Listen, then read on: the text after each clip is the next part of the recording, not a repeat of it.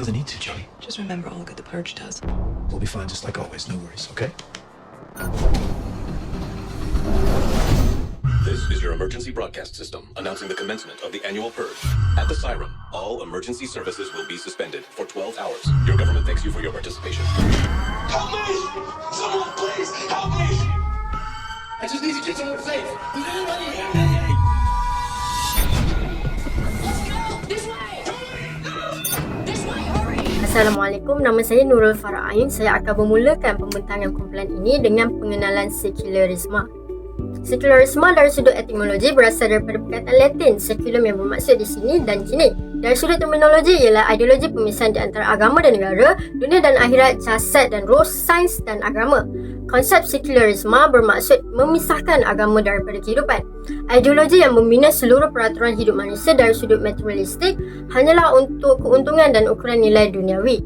Matlamat sekularisme adalah untuk menutup alam ini daripada sebarang hubungan dengan Allah Subhanahu Wa Taala dan tidak akan berpandukan Al-Quran dan As-Sunnah, tetapi akan menggantikan dengan teori, falsafah dan konsep yang berakar pada pemikiran manusia. Tugasan kertas kerja yang telah diberikan adalah berpandukan filem The Purge yang menggambarkan implikasi kehidupan dan cabaran hidup pemikiran sekularisme. Filem tersebut mengisahkan tentang Amerika Syarikat yang meraihkan pembersihan hebat tahunan, membenarkan sebarang aktiviti jenayah termasuk pembunuhan selama 12 jam. Hasilnya, pertumbuhan ekonomi dan masyarakat yang bebas daripada gelandangan, penyakit dan produktiviti yang rendah. James Sandin ialah jurujual berjaya yang menjual sistem keselamatan rumah. Dia tinggal di rumah agam pinggir bandar bersama isterinya Mary, anak lelakinya Charlie dan anak perempuannya Zoe. Semasa pembersihan, James menutup rumahnya dan merancang untuk menonton filem bersama keluarganya. Bagaimanapun, Charlie melihat orang asing itu melarikan diri daripada kumpulan yang mengejarnya dan dia mematikan senjata peranti keselamatan dan membenarkan orang itu masuk. Tetapi, ketua kumpulan telah memberi amaran kepada James bahawa jika dia tidak menyerahkan lelaki ini kepada kumpulan itu, mereka akan membunuh seluruh keluarganya. Maka James perlu mencari di mana lelaki itu bersembunyi dan menentukan nasibnya. Mari kita teruskan kepada pemikiran sekularisme mengikut pandangan Barat dan Islam. Berdasarkan pandangan daripada seorang tokoh atau ahli sekular yang bernama George Hoyake yang lahir di Birmingham, England, menyatakan bahawa sekularisme membawa maksud etik sekular yang tidak mengambil keminatan pada apa-apa soal keagamaan. Ini kerana mereka dianggap tidak berkaitan. Ini bermaksud sebarang keputusan atau perlakuan yang tidak seharusnya dicampur aduk dengan hal keagamaan. Daripada pandangan Islam, berdasarkan kajian Abdul Rahman Maulana Wahid, menyatakan Islam menolak penyerapan apapun mengenai konsep-konsep sekular, sekularisasi maupun sekularisme. Kerana semua itu dianggap bukan milik Islam dan berlawanan dengannya dalam segala hal. Ini disebabkan kerana penganut agama Islam diwajibkan hidup berpandukan Al-Quran dan Sunnah. Input yang akan kita dapati ialah seperti yang diketahui, Islam merupakan agama yang amat menitik beratkan kefahaman agama di dalam kehidupan harian penganutnya. Ini sudah tentu menunjukkan bahawa Islam telah menolak sebarang ideologi yang berunsurkan sekularisme di dalam kehidupan harian. Terdapat pelbagai faktor kemunculan pemikiran sekularisme. Yang pertama, terjadinya pergolakan di gereja. Ramai golongan gereja telah berubah ketara sekali saat penyelewengan telah berleluasa sampai maruah mereka jatuh di kalangan masyarakat. Kedua, perkembangan teknologi binaan dan pembangunan masyarakat. Ini telah menyebabkan mereka alpa akan nilai-nilai agama Kristian. Mereka sedikit demi sedikit berubah kerana mereka ingin berlumba untuk memperoleh kekayaan dan harta. Ketiga, pelbagai teori yang dikeluarkan oleh tokoh-tokoh berbakat. Semasa perkembangan ilmu, sesetengah masyarakat tidak dapat menerima perkembangan ini kerana ramai ahli astronomi mengemukakan teori yang berlawanan dengan agama Kristian mereka. Keempat, perasaan tidak puas hati dalam kalangan masyarakat atas perkembangan yang mereka lalui. Mereka cenderung untuk mengejar keseronokan dan kemewahan baru yang berlawanan dengan ajaran ketuhanan mereka. Kelima, perkembangan ekonomi yang cepat. masyarakat barat mengetepikan nilai-nilai agama mereka kerana mendapat rangsangan dari kebangkitan ekonomi yang maju. Keenam, pengaruh ilmu falsafah moden. Wujudnya sekularisme di kalangan barat, timbulnya kealpaan di kalangan tanggungjawab para pendeta dan paderi Kristian terhadap aktiviti gereja dan biara kerana penglibatan ilmu falsafah telah menarik perhatian mereka. Terusnya adalah cabaran hidup pemikiran sekularisme yang dihadapi masyarakat Islam. Itu dilihat dari segala aspek kehidupan sehari umat Islam hari ini.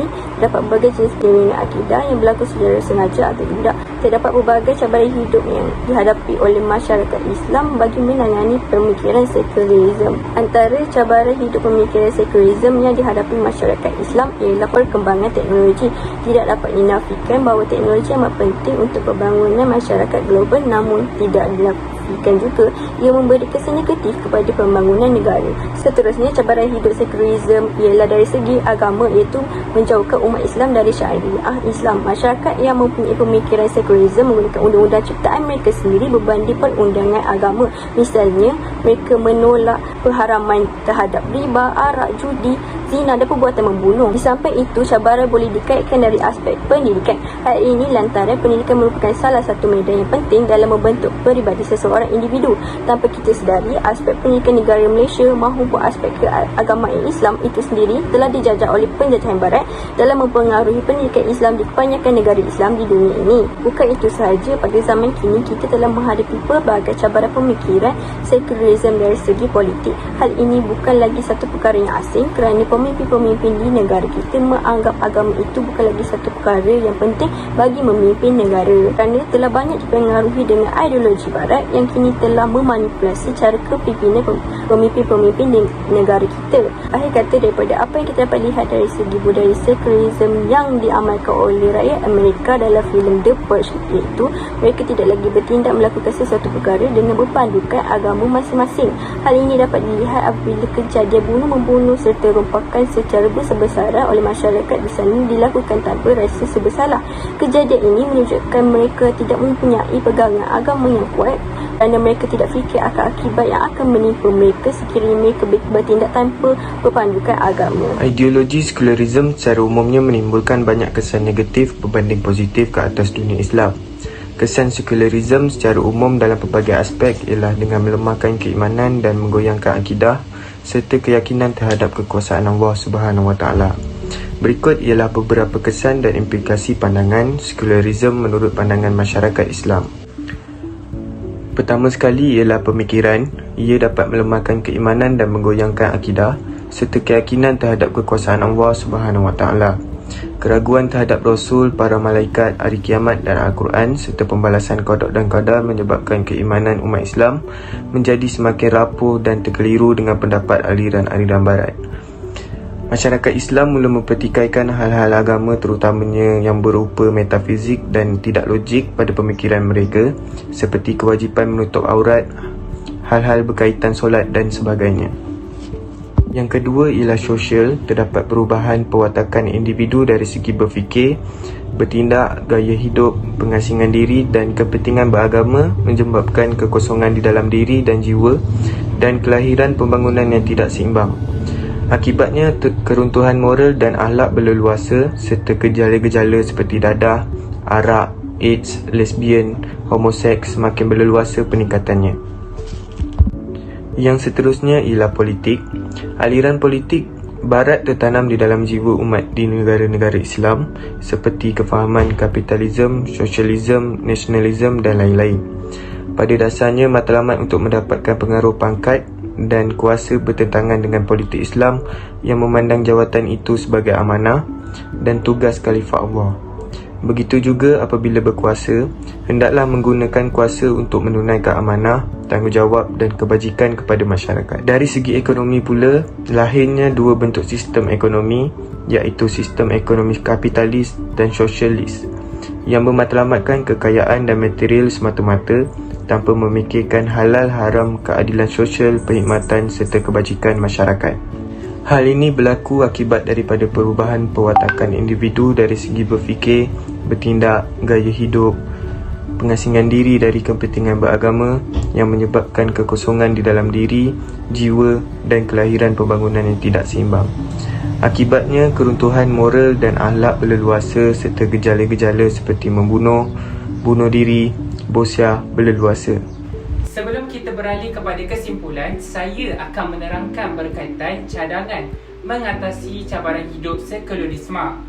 3 perkara utama yang saya ingin sampaikan antaranya adalah dari segi sistem pendidikan yang sewajarnya, penetapan undang-undang yang berkaliber dan akhir sekali penguasaan undang-undang media massa dan informasi terkini.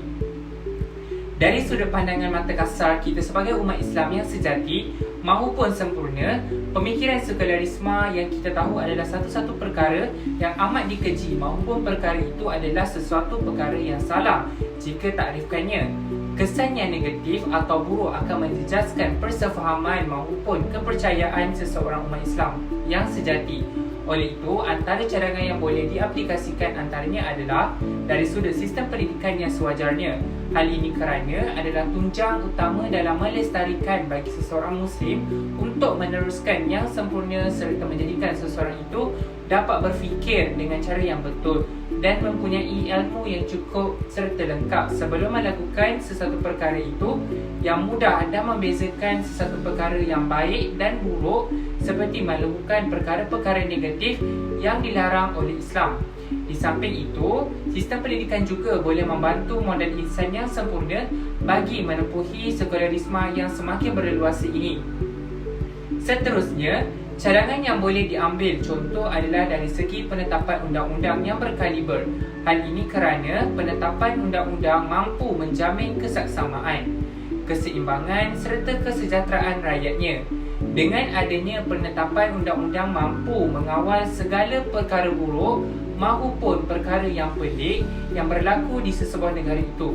Perundangan-perundangan undang-undang ini juga mampu menjadi keukhuwahan dan keagraban antara pemimpin dan rakyat serta menjadi baik dan rapat tanpa mengira pangkat dan darjat itu sendiri. Secara kasarnya, undang-undang mampu membantras konsep sekularisme ini dari terus berleluasa. Akhir sekali, penguasaan undang-undang media massa dan informasi terkini juga boleh dijadikan sebagai satu cadangan bagi cabaran hidup sekularisme itu sendiri. Penguasaan ini membantu masyarakat Islam dan sesiapa sahaja menerima informasi yang sahih dan tepat tanpa ada sebarang tokok tambah dan kurang tepat sehingga berlakunya perkara-perkara yang negatif dan kurang enak dilihat dan dibaca di media massa itu sendiri.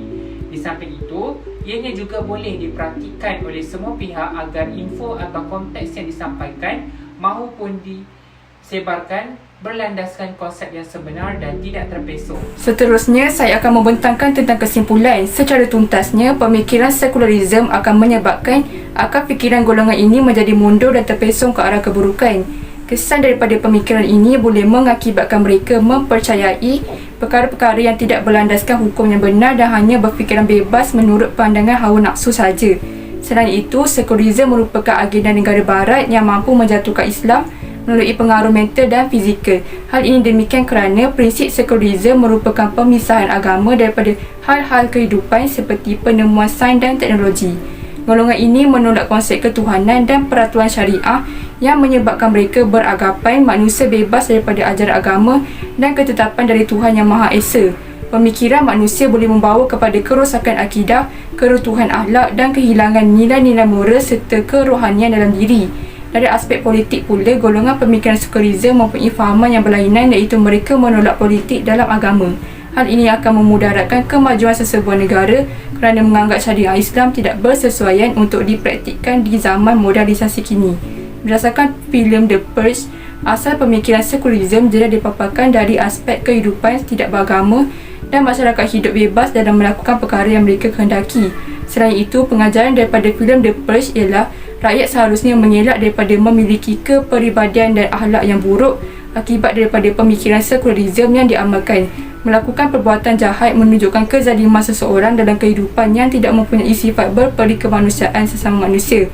Jadi, pengajaran yang diperolehi adalah manusia seharusnya dipupuk dengan perundangan agama agar sentiasa dijauhi daripada unsur negatif yang boleh merosakkan akidah dan juga akal fikiran.